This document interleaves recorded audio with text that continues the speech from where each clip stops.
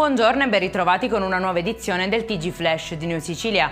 In apertura arrestato trafficante di droga del clan Cappello Bonaccorsi.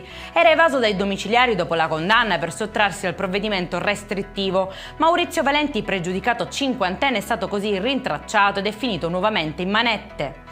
Sequestrato un albergo a Giardini Naxos in provincia di Messina, costruito interamente in area demaniale. È stato inoltre rilevato che gli scarichi fognari non conferiscono infognatura, ma vengono dispersi nel terreno in un'area a poche decine di metri dal mare, indagati i proprietari della struttura.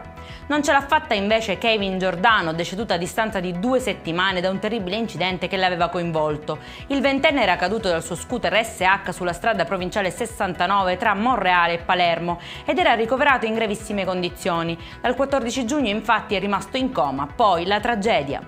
Ruba uno smartphone di un altro passeggero durante i controlli bagagli nell'aeroporto di Catania e poi si imbarca tranquillamente su un volo per Pisa. Al ritorno però dopo qualche giorno trova ad attendere gli agenti della polizia di frontiera che recuperano il telefono e denunciano il ladro 62enne per furto.